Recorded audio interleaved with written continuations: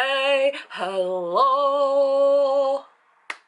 Welcome or welcome back to my channel. So today's video, it is Christina and Lauren's time. It's time for a little taste test. Sure. Okay, I did read In A Holidaze like last Christmas, but I'm not going to count it towards this because this is a whole bunch of books. Although I did like In A Holidaze, so you know they already had a little thumbs up for me. I got a hold of a bunch of other books, so you know, sit back, relax, and if you want to skip any of the books, timestamps will be down below, so feel free to do whatever. And you know, let's get into the video! The Unhoneymooners. So we are following Olive. Olive's sister Amy gets married to Dane. Basically the whole wedding party, except for Olive and Dane's brother Ethan, gets food poisoning. So basically Olive and Ethan end up going on Amy and Dane's honeymoon. So backtrack a bit. This is literally chapter 1 or something, I don't know, but backtrack. So Olive and Amy are twins, and basically they are as opposite as you can be, apparently. So Amy is really lucky. She will go into any kind of sweepstake just to get, you know, everything for free. So more or less she's won the whole wedding thing. The whole wedding is basically paid for by winnings. So like the venue, the dresses and stuff they're wearing, the food, the honeymoon, everything's basically won. They've paid next to nothing for the actual wedding thing. Well, they pay by getting food poisoning. So basically the food is a buffet, and what was it? It was seafood in it? It was something like that, and Olive is allergic, so she eats something else, and then Ethan, he doesn't like buffets, so he also eats something else. That's how they end up not getting food poisoning. But the thing is, they are going on this honeymoon together, but they don't actually like each other. I think you know where this is going. So they go on the honeymoon and they learn things as much as no, they actually do like each other, because the reason they think they don't like each other is because other people have said things. Basically, don't listen to other people, make up your own mind. Anyway, they do end up falling for each other. Yeah, it's that thing. I actually really liked it. Some of the bits are like, why didn't you just, there's like, at times they have to lie about things, reasons. It's like, you should have just, you know, not done that, but fine, sure. I really liked it. I really liked the writing. It goes very smoothly, and it's funny, and it has its moments when I'm like, cringe, but I'm enjoying it. I enjoy this one. Yes. Okay, so I figured since I read the Unhoneymooners, I would go and read the 1.5 novella, the novella that follows the book. However, I stumbled upon the audiobook and figured, you know what, let's just listen to the audiobook, because why not? So I listened to the audiobook of this, and oh my goodness, I'm gonna have to divide the story and the audiobook, two separate reviews here. So the book, the novella, the story, it's about, spoiler for the actual book, but Ethan and Olive, who went on her sister's honeymoon, they've decided to, you know, elope, because why not? But Olive, coming from this big, very Latina family, I want to say, have this, you know, everything is about the family and stuff and whatnot. So in this one, we're following Amy, mostly Amy, and then also a guy called Brody, which is later her love interest. But Brody is a all-time friend of Ethan's, so there's a whole connection here. But anyway, so Amy, the twin sister of Olive, she decides to utilize her, let's say, organizational skills and get her whole family to, was it Maui? I think it was Maui. Anyway, gets all of the family to where Ethan and Olive have gone on hollybobsy thingamajings. I think they decided to get married there as well. I don't know. But anyway, so Amy manages to get the whole family over, all the schedules and stuff. She's a genius. What else can we say? And then she manages to get herself and Diego, which I believe was their cousin, if I remember correctly. She gets them to Maui? I want to say Maui, but also I don't know. Anyway, it is Maui. I looked it up. So they manages to go there before Olive and Ethan arrive to, you know, set things up, as it were, and get things semi in order. And then they sort of surprise Olive, and Olive is like, oh my god, this is everything I ever wanted. Olive agrees. Ethan just wants whatever Olive wants, so we're all good there. But now we have Amy arranging the wedding in a place she doesn't actually know, but the way things run with her, she just goes with the flow. Anyway, so Brody, enter Brody. Brody is the old friend, so Ethan kinda says, you know what, because my brother is a bit of a ass, let's say, it's gonna be tough enough to have him there. Yeah, because of book one. Anyway, so Brody is now the best man and yada yada yada. He knows people, everything. He helps Amy sort out the wedding and stuff. So I feel like I've talked about the whole book now, the whole novella. It was about, I don't know how, it was a very short one, so, you know, basically all of that. They hit it off, she finds a new love after the Dane, the douche, yeah. Good times, good times. So the story, I like the story. It was kind of the follow-up to the book, which was weird but adorable. So I liked all that. The audiobook, however, wow. Okay, so I feel like they could have done the audiobook better. So sometimes we have a full cast of people just talking over each other, and then other times we have just the one person narrating for well, Amy or Brody, and then we have a full cast of people again. It got very like too much for the head. It was like having 500 people speaking to you all at once, and you're like, I don't know who's saying what at this point. So I feel like they could have either had a full cast throughout, even the point of view chapter, because, and some of the point of view chapters, they have other people entering. So it was all a bit of a mess. I'm not gonna lie, it was all a bit of a mess, as far as that goes. So I feel like they could have done it better, but I like the story anyway, so there's that. There is that. Roomies. Oh, I don't know what that is. Okay. Anyway, I like the skyline. I really like skylines for some reason. I don't know why.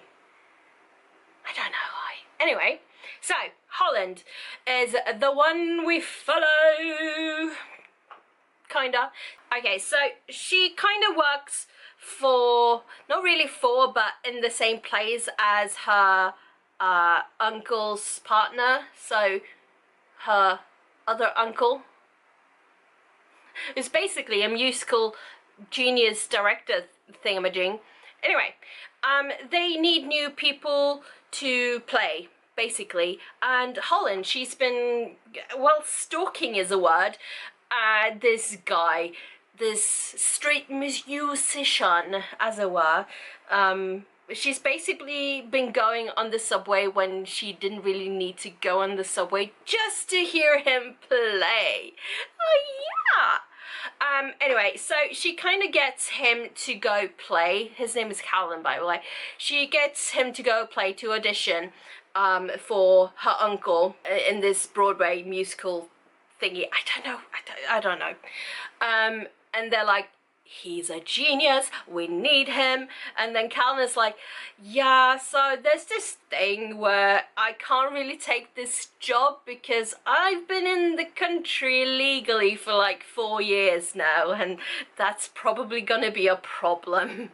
Yeah, so you know what, let's just things happen, and basically Holland, who is kind of in love with Calvin without actually knowing him, says, you know what, let's get married. So they get married. He gets the dream job, his dream job. She kind of gets to be with her dream guy, and they kind of get to know each other. He's very much like, I'll just sleep on the sofa and we'll get to know each other, because they need to fake a lot of things to, you know, get that green card. Yeah, so they need to do all of those things.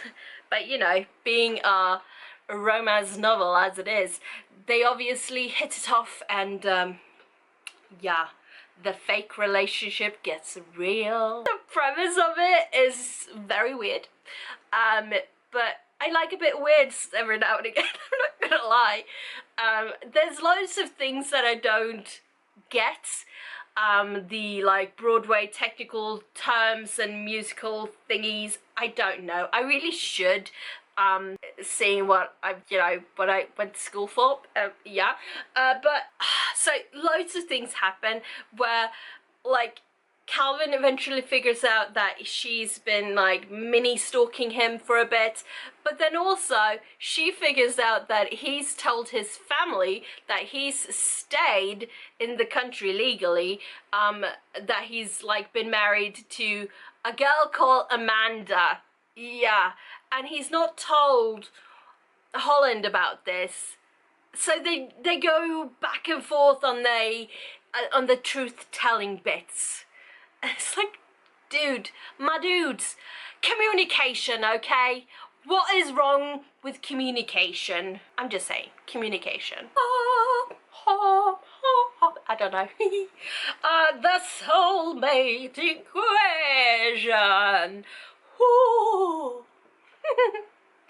So, this dude, Dr. River Pena? Yes, that was his name. He as part of a team, has created this, I guess, love matching app thing, dating app. Basically, the idea behind it is that with your DNA, you can match up to your soulmate. Seems simple enough. Sure. That's basically the gist of it. So, Jess, we follow Jess. Jess is a single mum, but she is also a statistic data analysis wizard, something or other. Anyway, she and her friend, they go look into this thing and kind of sort of do the matchy pit. So her friend is like just hooking up with whatever match she gets, whereas Jess is like, you know, I'm not doing this if it's not, you know, proper. So she puts in like, you need to be the highest quality, whatever.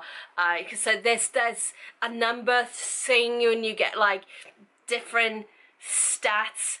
I don't know, that part confused me a lot. Basically she puts in, you need to be top tier or else I'm not interested. And lo and behold, she gets this message and it's all like, could you come into the office please, ... She goes into the office and Well, she's just kinda sort of matched with Dr. River. So Dr. River, he put in his own DNA in the beginning of the whole thing because, you know, you can't create something without actually putting in your own stats and DNA in this case. So he did. And he's also, you know, put in like, I'm not matching unless it's top tier. And of course, they get like does it say? Yeah, a 98% match, which is unheard of. Unheard of. Yeah.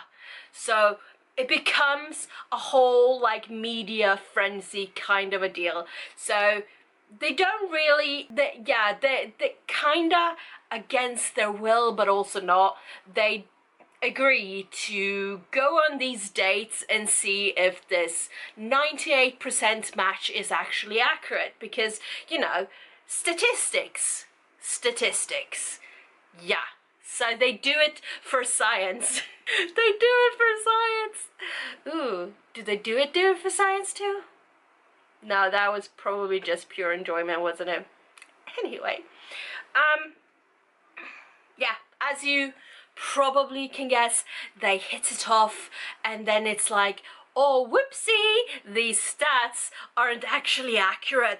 Oh no, but what about these feelings we're having? Are they real? Oh no, what do we do? Yeah, it's the whole thing. I kind of enjoyed it. It was quite funny. I didn't get any of the stats or I almost said psychological, but no, the sciencey parts of it, no, went right over my head, but I liked it. It was a cute read. Cute little rom-com with sciencey and statistics bits. That was just, yeah, no, it was cute. I liked it. I'm not sure, like, in the real world, would this like DNA kind of matchy thing actually pan out? I feel like it wouldn't. I feel like that's not how you figure things out. Like, that's not how you find your soulmate. Maybe you can like get like DNA matchy bits, like this is the best DNA and the other best DNA to put together to make a super baby, but as far as like compatibility, there's emotions involved as well, so I don't think this could work out in the real world. But then again, I'm not a sciencey person, so there's that. But the book was a cute one, so yeah. Like, what was it, 3 years ago? Yeah, 3 years ago, Tanner's family moved from California to Utah. Somewhere in Utah, apparently to a town that was, I don't know how much of Utah is like Mormon based, but this town is very much a Mormon town. Anyway, it comes up later. Anyway, so they moved from California to Utah because of, I think it was his mum's job or something.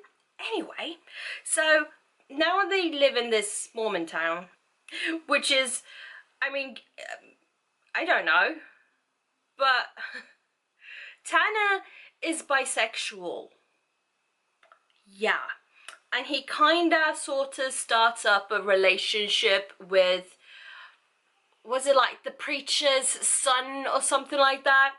I don't know all the words, okay, but sort of in that area. Maybe other words. Yeah. And this guy, what was his name again? I've forgotten his name and it's not there. I cannot, Sebastian, that's the one. I can only find his best friend's name, which is Autumn, by the way. But, so Sebastian is very much like, he's very much in the, I guess, Mormon lifestyle. I don't know. So he has all those like beliefs and stuff, but then he'll go like, well, I'm very attracted to you, Tanner, but I'm not gay, not even a little bit. I am very straight. I just happen to have some feelings for you. It's the weirdest thing. Honestly, I haven't even explained properly what this book is about, but that's basically the gist of it. It's I almost said chick lit, but it's a YA about gay love. I don't know. I mean, I read a lot of, I wouldn't say gay books, but the LGBT plus so many letters. I read a lot of the LGBT plus books. Well, not a lot, but some. So I have nothing to say about that. I haven't really read a book where it's very Mormon centered. I'm not even sure how to phrase that. So I know it's not my religion, it's not my lifestyle, it's not any of that, so I know very little about that whole thing, except for the maybe not really liking the gays parts. So a lot of the book had me very uncomfortable because of the gay and the Mormon. Those two combined had me very uncomfortable for some reason. And I have nothing against like anything really.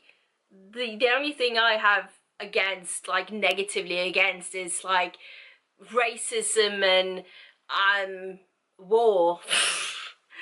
I don't have anything against anyone really, but that situation had me so uncomfortable, especially when Sebastian was like he was gonna go away and do that whole walking thing. What, I don't know the words, okay, so don't come for me for this. I should remember them from the book, but I don't. Yeah, no. And so Tanner's very open about who he is. He's very, yeah, I mean, he doesn't hide it. He hasn't really told his best friend Autumn, but he hasn't exactly been hiding it either. So when Sebastian then goes and is like, yes, I'm attracted to you, but no, I'm not gay, I'm very Mormon or whatnot, it's so weird and uncomfortable, and you're like, oh, Tanner, this poor boy, he's like in this relationship, a very secret relationship, where the other partner's like, well, I'm not gay, but I am with a man. I'm a man who's with a man. How does that work? Oh, poor Tanner. I mean, it kind of works out in the end, I'm not gonna lie, but there was so many awkward, uncomfortable bits, and I don't know what else to say about this book but that. Conclusion time. Whoop, whoop, whoop, whoop, whoop. I don't know, today has been a very long day, okay? I'm sorry. Anyway, so, in conclusion. Right, so, mostly, I like the books. Yes, they are a very good writing duo, so obviously they made a very good choice connecting with each other whenever that was, because they've written like quite a few books. I don't know how long they've been writing together, but a long time. So the only one I believe was not really for me, let's say, was Autoboyography, and as you will just have seen if you watch. Yeah, I had a very hard time getting words out about that book, because whatever I said, I felt like I was insulting someone, and that's definitely not my intention. It's just that I couldn't explain. So I did consider not including that book in this video, but then I thought my channel is a mess as it is, so you know, just include it, and it is what it is. It is what it is. It's not a bad book per se. I wouldn't say. It's just that those two combinations, well, those two, I don't want to call them tropes because they're not really tropes, but the LGBT and the Mormon side of things felt very awkward and weird and uncomfortable. Well, yeah, uncomfortable. But other than that, I enjoyed all the books that I've read now. So there's that. There's that. So anyways, thank you so much for watching. I shall see you all next time. And if you have any author you think I should do a taste test of, let me know. And I shall see you all next time. Take care. Bye-bye.